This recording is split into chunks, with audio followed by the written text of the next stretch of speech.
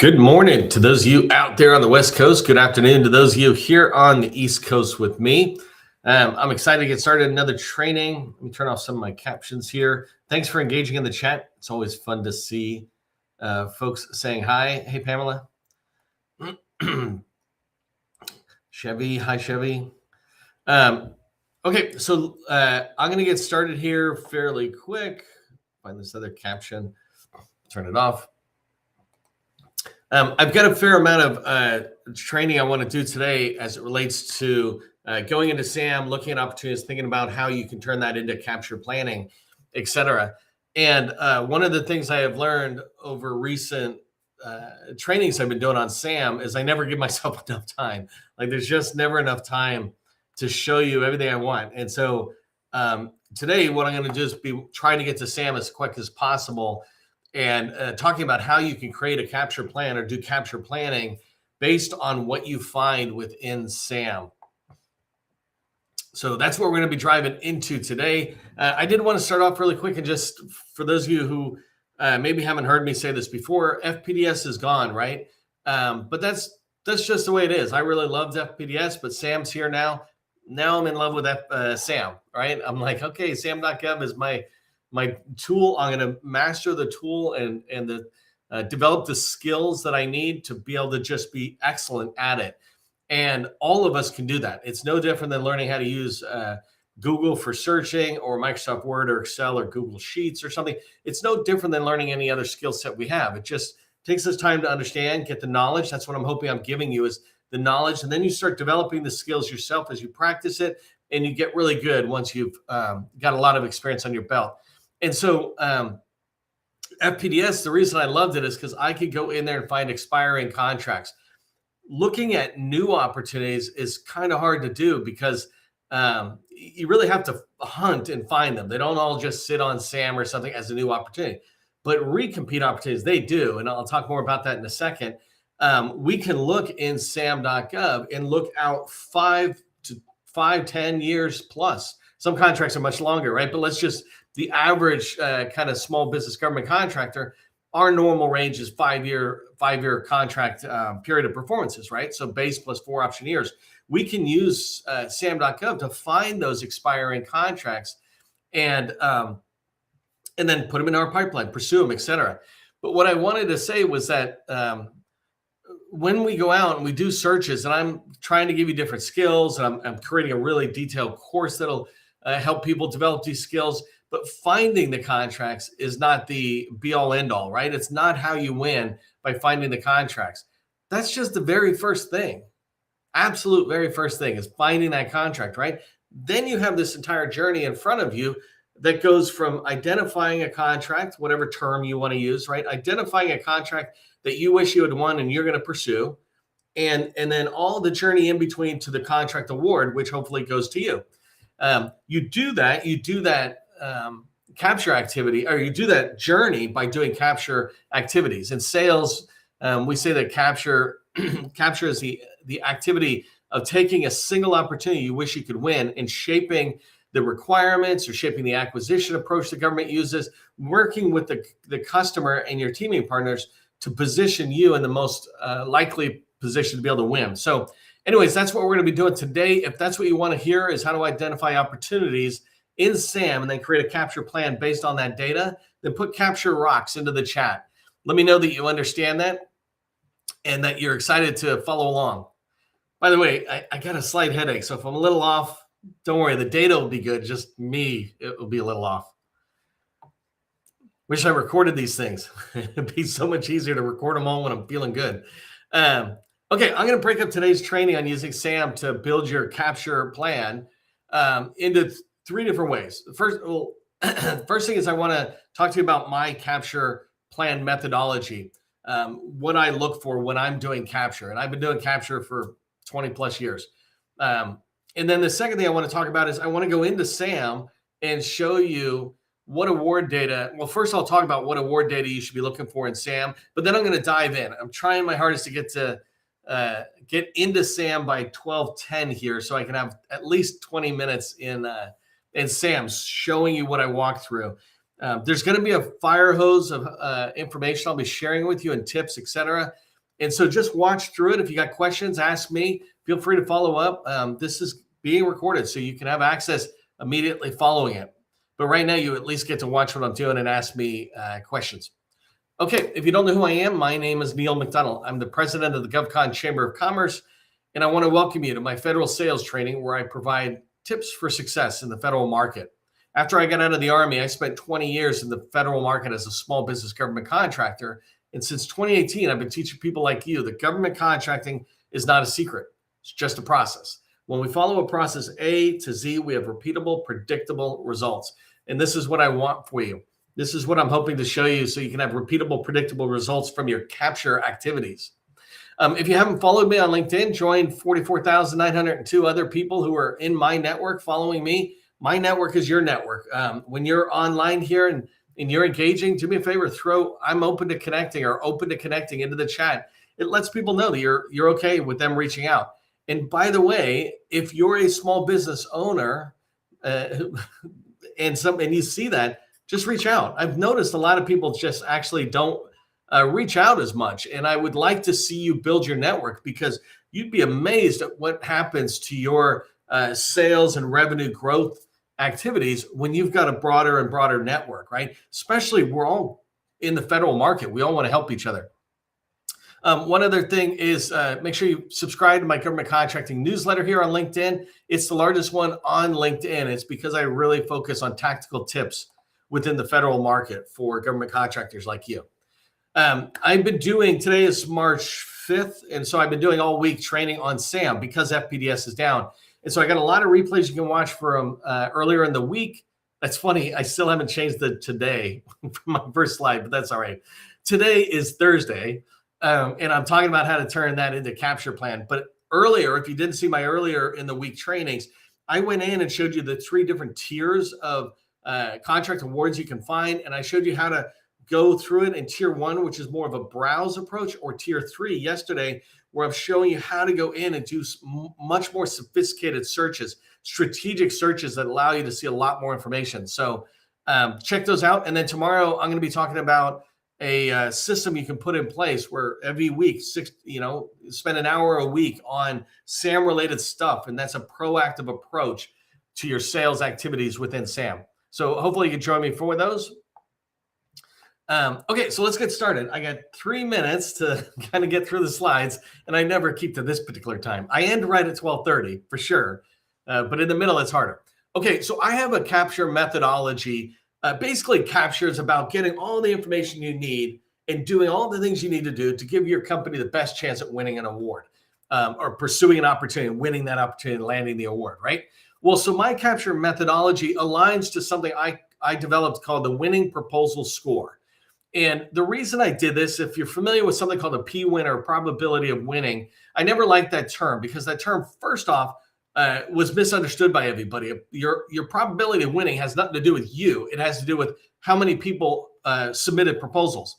That's all it is, right? How many people submitted qualified proposals? If there was 4, your probability is 25%, right? And then the other reason I didn't like it is because I often watched through the last 20 plus years, so many people in sales, capture people, business development people, leadership would just guess the P-win number. Oh, we're 60%. And so I created a proposal winning score that said, if I do these things, these 9 things, and each one of these 9 things has 5 steps that you go through. If I do all of those, then I have created a winning proposal that I'm positive the government will award to or be totally confident awarding to.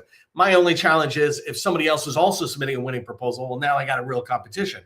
But so this is what I'm going to be doing going into SAM. When I look at an opportunity and I start doing capture over the next 6, 12, 18 months, these are the things I'm paying attention to. And so really quickly, requirements understanding is I'm looking at the work. Do I even know what the work is? You'll see in a minute that often we start off with a very 2 sentences about what the work is. That's not a requirements understanding. And so what we need to do is evolve that to full understanding, maybe even shaping the requirements. Number 2 is core competency alignment. When I'm doing capture, I need to understand the requirements enough to align with what I say my company does. And that's why I'm always asking you, what does your company do? Like in 2 or 3 words, what's your core competency?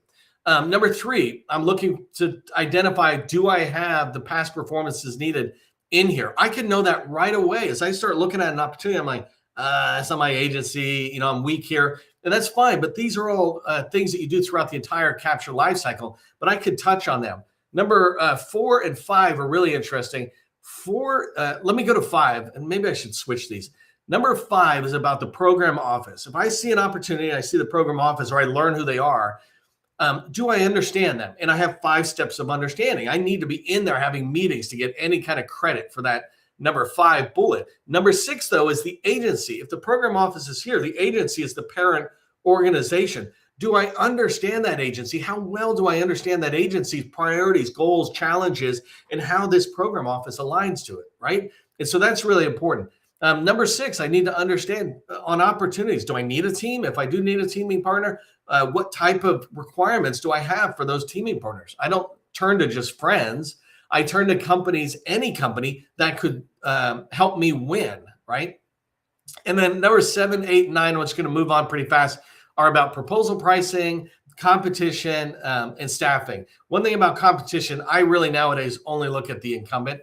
There's just too many. I could do all this research, find 10 competitors, and find 10 more show up that I never even heard of. That's just the way it happens because people are writing so fast. And so what I really want to know is, what was the incumbent doing for the last 5 years? How do I beat them with my best thing, and everybody else is kind of immaterial to me? It's sort of like you think about the incumbent as if they're the last year's national champions.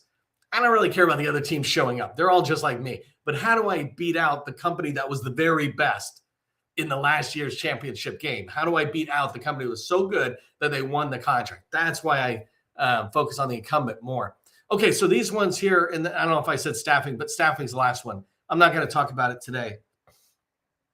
Okay, very quickly, I'm going to go into SAM here in a second. But what I look for when I go in there, really, I just go top to bottom. But some of the things I'm really looking for is the timeline. The timeline is telling me when my sales life cycle is, right? I look at when that contract is expiring and I back it up and I try to figure out when will the government start doing their acquisition life cycle, like start working on the next opportunity or the recompete for this current opportunity. And then when do I need to get started? When do I need to get in the door? That all starts by understanding the contract timeline.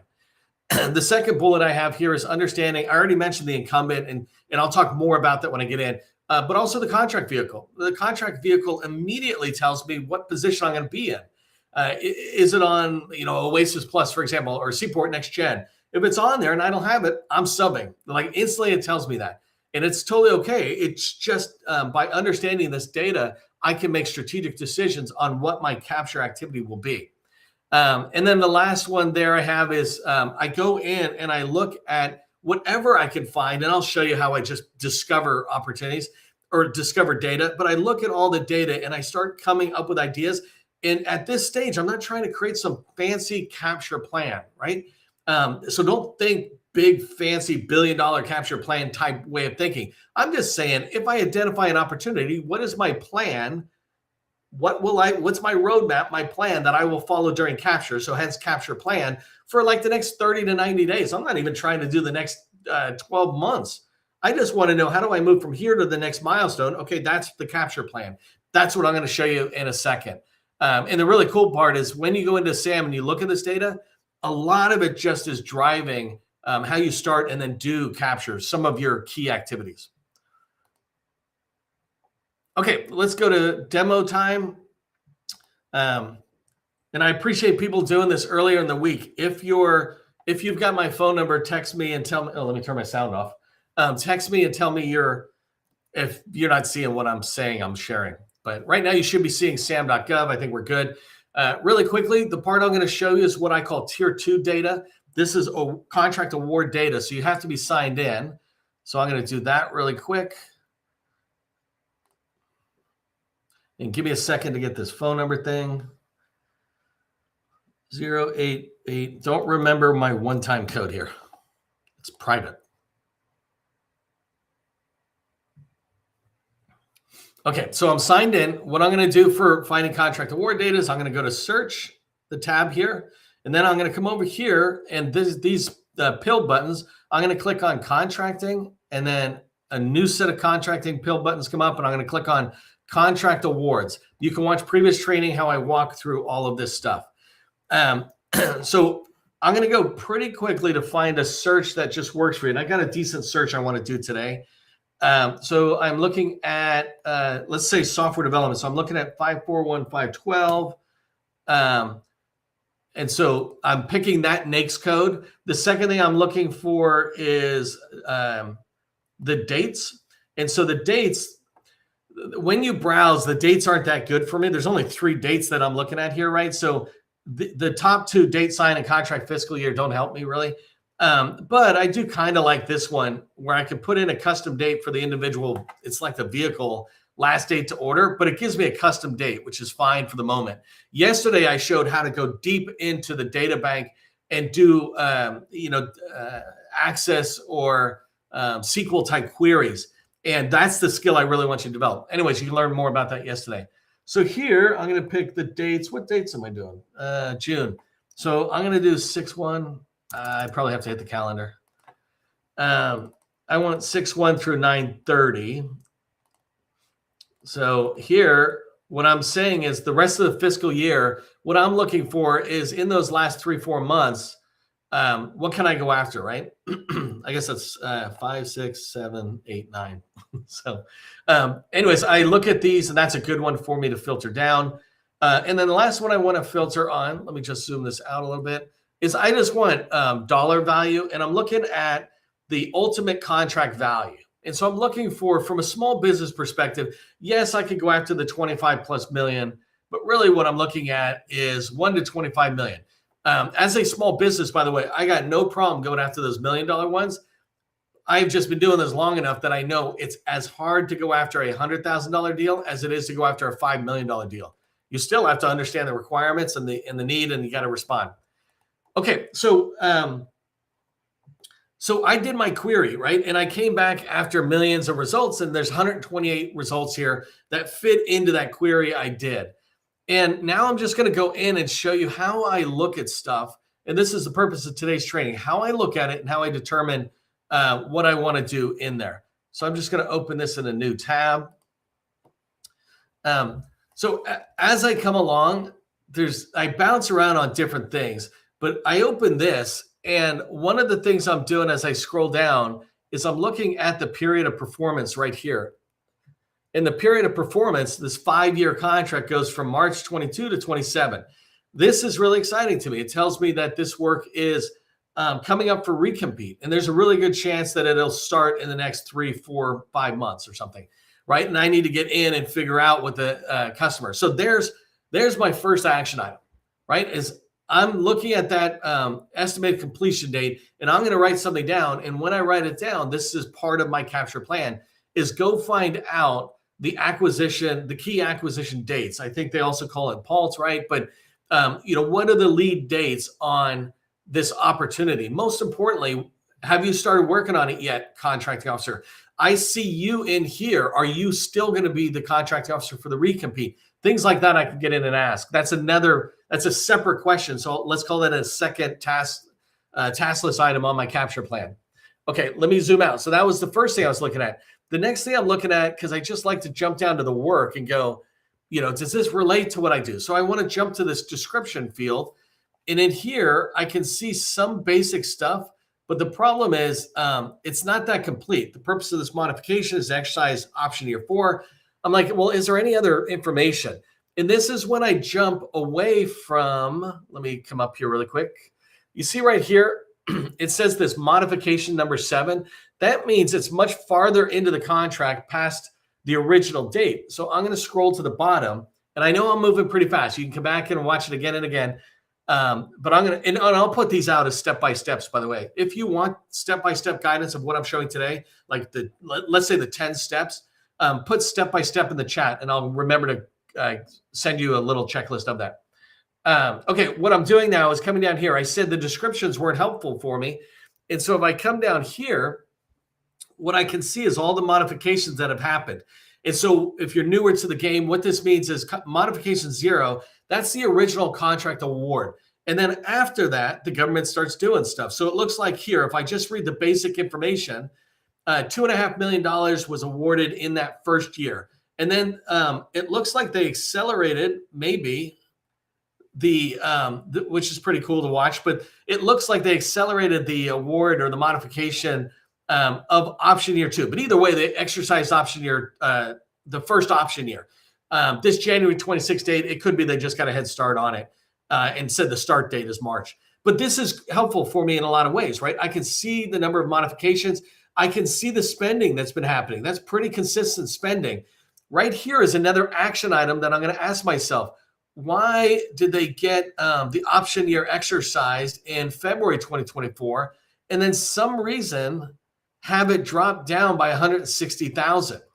Right? That'd be a really interesting thing for me to try to learn. And so I'll put that down on my capture plan. Go figure that out.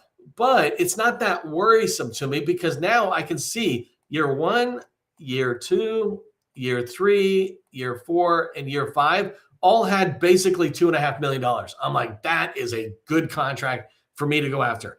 What I need to confirm though is, does the work seem like what I want? So I'm going to click on option year 0 or the modification number 0, hoping it'll give me a little bit more description. So I'm going to come in here and I'm going to go down to the description area, zoom in for you. And so I'm reading this, right? The contractor shall provide all personnel, equipment, supplies, facilities, right? That's all normal. Necessary to perform. That's all I really wanted. Necessary to perform IT and IT-related business services as defined in the and I'm assuming that's the performance work statement kind of thing, right? And so right away I go, hey, I identified this opportunity. This is a winner. Keep in mind, as I learn more about the scope of work, I might change my mind. Like the IT-related business services they want, I go, oh, that's on me. And that's totally okay because you can find these opportunities, say yes today, and as you gain more information, you go, it's a no, and you just take it off your plate. You abandon it, which is totally fine. But for now, I'm like, this looks good to me. It's $2.5 million, fits within my size that I can deliver on. And then right here, this is another action item I need. I need to get this performance work statement, right? And so I need to put that as part of my capture plan task list. Go find that. So I've given myself another task. Now, as long as I'm here, I want to find out more about the company that has won it, right? So I'm going to do a little incumbent research in here. So right here, I can look and I see the company name and basic information. And below that, I can see it's a native Hawaiian owned. It's like, okay, got some serious competition. And then if I come over here, I can see they're a certified 8A program participant. And my very first question when I have something like this is, well, are you really, right? And so I want to go see because 8As graduate. That's a normal part of life, right? So DSBS, I still go to dsbs.sba because it's easy. And I'm going to come over here. I came to dsbs.sba.gov, and that's an SBA tool. And when you come over here, I can put that UEI that I copied for that company, and I'm going to do a quick search. I find Broadleaf right here, which is fine. And this is all public information. I got no problem sharing stuff. But if I come in here, what I'm looking for is right here, 8A certification. These guys exited in September 2024. So the incumbent is no longer eligible. So another task list that I'm going to put on there, oh, this company's done a really good job populating their profile, which is awesome. But another thing I'm going to do now is right up here is the contact person, Monica Rust, right? And so I'm going to reach out to them and just ask. It's like, hey, I want to go after this opportunity. I know you guys are expired from 8A. I don't think they can go after it again. Can we have a quick conversation, right? Whatever it is. So that's another action item on my capture plan. These are the capture plan activities that I'm doing. They're not magical things we learn in some 96-step process. It is just real world. How do I learn more about the opportunity? How do I begin to first learn, then shape the opportunity? Okay, so now my question, as I'm going through this thing, I'm like, okay, so Broadleaf is no longer an 8A. I don't think they can compete. Well, how did they win it? What was the vehicle they used? And so if I come all the way back up here, at the top, you can find the contract vehicle that was used. And, let's say I don't know it, because before today, I did not know it. I'm going to come in here really quick, and I'm going to go back over to, where's my SAM? I'm going to come back over here, and I think I'll just click search really quick, and I'll try just putting my information in. So that's the vehicle number I just put in. That was not the right one. That's funny. Oh, you know what? I don't even need that. I think it's right here. So if I just, it's really weird. When I'm in SAM, right? And I told you, where is it? Right there's the ID. It's not hyperlinked. But if I go back here, it is hyperlinked. So that's pretty handy for me. I'm going to click on that. I just opened it up. And now I can start coming through. I don't know a lot of the contract vehicles.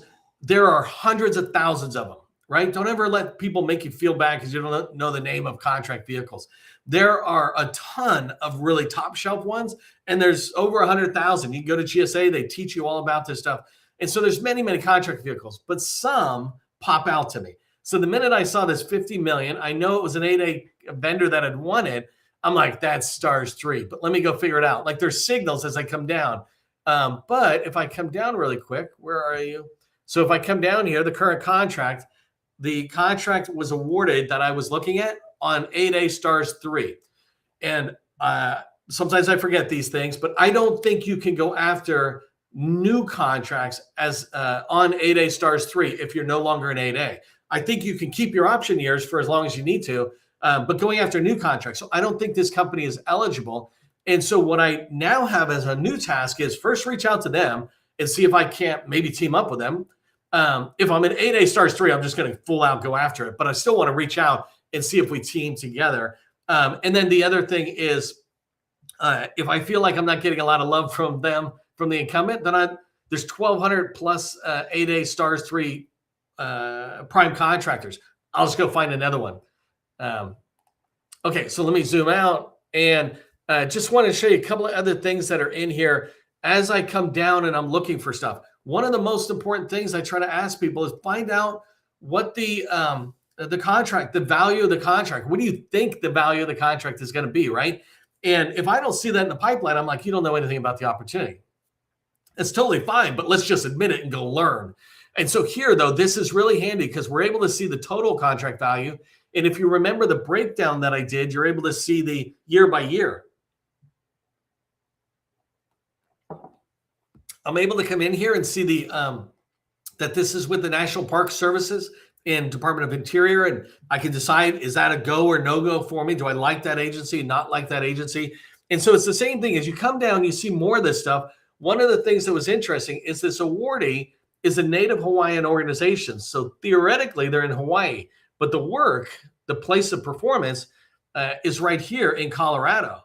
And so that's another thing that I pay attention to. It's like, oh, do I want to maybe find somebody to team up with who's out there in Colorado and we do the work together? I want to learn those things. I'm going to write those down as action items to learn more about it.